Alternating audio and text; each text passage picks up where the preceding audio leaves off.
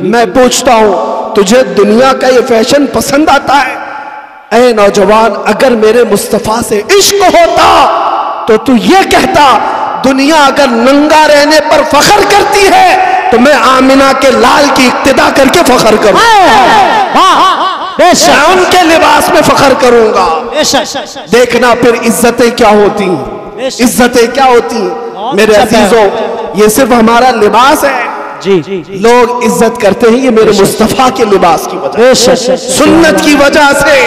اور جب یہاں پر یہ عزت ہے تو قبر میں بھی ہوگی اور حشر میں بھی ہوگی انشاءاللہ بے شک۔ آج کا میرا میسج یہی ہے، یہی میرا میسج ہے جو اعلیٰ حضرت نے 100 سال پہلے کہا تھا۔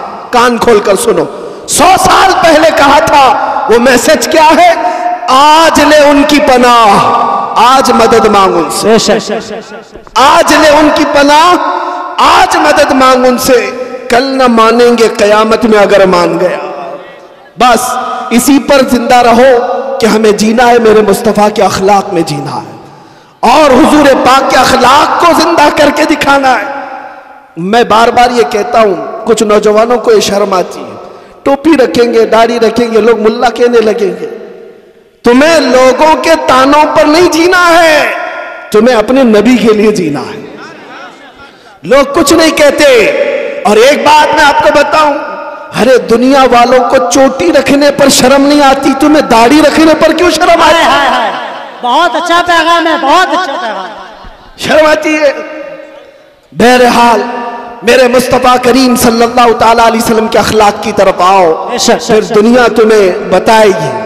میں نے دیکھا ہے ایک صحابی رسول حضرت نعمان، یہ بہت بڑے بادشاہ کے دربار میں گئے۔ جب اس بادشاہ کو پتا چلا محمد عربی صلی اللہ علیہ وسلم کا ایک صحابی آ رہا ہے، اس نے ریشم کا کارپیٹ بچھایا اور کرسی سونے کی کلئی کی ہوئی، سونے کی کلئی کی ہوئی کرسی بچھایا۔ حضرت نعمان آئے، دنیا کے اس چکا چون سے کبھی میرے آقا کے غلام اس طرح دل نہیں دے بیٹھتے۔ آئے اور اس دربار میں اپنی چھڑی سے اس ریشم کے قالین کو پھاڑ دیا اور کہا میں اس پر نہیں چلنا چاہتا۔ پھر جب کرسی کے پاس آئے اس کو ٹھوکر دے کر گرا دیا، کہا لکڑی کی کرسی پر بیٹھتا ہوں۔ بادشاہ نے کہا اب تک یہ اعزاز میں نے کسی کو نہیں دیا، تم محمد عربی کے غلام ہو، صحابی ہو، ان کے ترجمان، ان کے سفیر ہو، میں نے ریشم کا مہنگا قالین بچھایا اور سونے کی کلئی کی ہوئی کرسی بچھایا۔ اس صحابی نے ایک ہی جواب دیا، ایک ہی جواب دیا، تیری عزت، تیرا عزت کرنا اپنی جگہ پر، میں اگرچہ میرے مصطفیٰ سے دور ہوں لیکن ریشم میرے مصطفیٰ نے مردوں کے لیے حرام قرار دیا اور سونا مردوں کے لیے حرام قرار دیا۔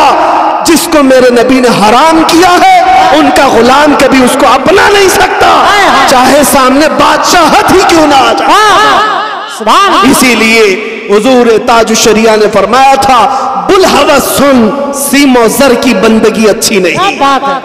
بلحوث کس کو کہتے ہیں؟ نفس کا پجاری، خواہشات کے پیچھے بھاگنے والا، اس کو بلحوث کہتے ہیں۔ اور سیم و زر، سونا چاندی کو، جو سونا چاندی کے پیچھے بھاگ رہے ہیں ان کو حضور تاج الشریعہ نے فرمایا تھا بلحوث سن، سیم و زر کی بندگی اچھی نہیں، ان کے در کی بھیک اچھی، سروری اچھی نہیں۔ ان کے در کی بھیک اچھی، سروری اچھی نہیں۔ ہم نے نبی پاک کے غلاموں کو دیکھا ہے، جب انہوں نے دنیا کو ٹھکرایا ہے ساری دنیا مولا ان کے قدموں میں لا کر رکھا ہے۔ آج میں یہی کہہ کر جاؤں گا، اے نوجوانوں، زندگی بہت کم ہے، حالات جس طرح کے یہاں پر ہیں اس کا ایک ہی حل ہے، ایک ہی حل ہے۔ جو حالات بگڑتے جا رہے ہیں، سخت سے سخت ہوتے جا رہے ہیں، اس کا ایک ہی حل ہے۔ تم آج اس ٹینشن میں ہو کہ ہماری مسجدوں کا کیا ہوگا، ہمارے مدرسوں کا کیا ہوگا، ہماری اذانوں کا کیا ہوگا، ہماری ٹوپیوں داڑیوں کا کیا ہوگا، تم اسی ٹینشن میں ہو۔ اور لوگ یہ کہتے ہیں بچیوں کا حجاب، عورتوں کے نقاب، یہ شریعت کے مسائل، ہر دن نئی نئی خبریں، اس کا حل کیا ہے؟ ان سب مسائل کا حل میں ایک ہی بات میں بتاتا ہوں، ایک ہی بات کی محمد سے وفات نے، کی محمد سے وفات نے تو ہم تیرے ہیں، یہ جہاں چیز ہے کیا لوح و قلم تیرے۔ سبحان اللہ، بے شک سارے مسائل کا حل ایک ہے، سارے مسائل کا حل ایک ہے، اس لیے کہ دنیا جان رہی ہے کہ یہ پھیکے ہیں، اندر سے کھوکھلے ہیں، اندر سے خالی ہیں۔ اگر یہ اپنے نبی سے محبت کرتے ہیں تو ان کو ان کے نبی کی سیرت کیوں نہیں معلوم؟ ایک پنڈت نے، اور وہ پروفیسر بھی ہے، انہوں نے میرے سامنے بیٹھ کر کے کہا مولانا آپ کی باتیں بڑی بڑی ٹھیک ہے، عشق اور محبت کی آپ جو بات کر رہے ہیں، آپ کی قوم سے پوچھیں کتنے لوگ ہیں جو آپ کے نبی کی سیرت پڑھے ہوئے ہیں؟ کون کون ہے جو ان کے اولاد، ان کے خاندان اور ان کی زندگی کو جانتا ہے؟ کتنے ہیں جو ان کی مکہ کی زندگی، مدینہ کی زندگی کو جانتے ہیں؟ بات تو ٹھیک تھی، اسی لیے دنیا آج تمہارے اوپر تلی ہوئی ہے کہ ہے تو ان کے سروں پر ٹوپیاں، چہروں پر داڑیاں اور گھروں پر مسلمانی علامات، لیکن حقیقت میں دل شاید خالی نظر آتا ہے یا عمل سے دور ہیں۔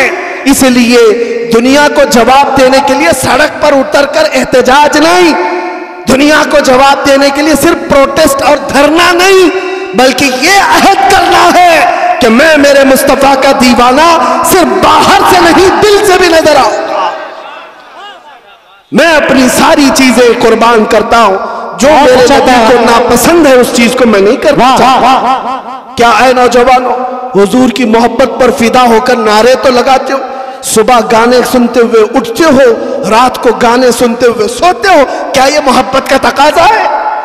کیا یہ محبت کا تقاضا ہے؟ چوراہے پر کھڑے ہو کر اگر تمہاری آنکھیں بہکتی ہیں اور اجنبی لڑکیوں کے پردے کو چاک کرتی ہیں تو کیا یہ میرے مصطفیٰ کی غلامی کا تقاضا ہے؟ شرم آ جائے گی۔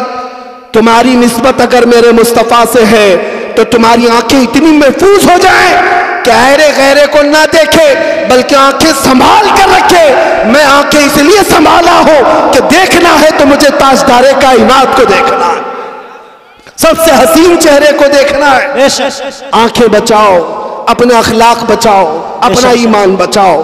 بس اس بات پر میں اپنی گفتگو ختم کرتا ہوں۔ انہیں جانا، انہیں مانا، نہ رکھا غیر سے کام، انہیں جانا، انہیں مانا، نہ رکھا غیر سے کام۔ للہ الحمد میں دنیا سے مسلمان گیا۔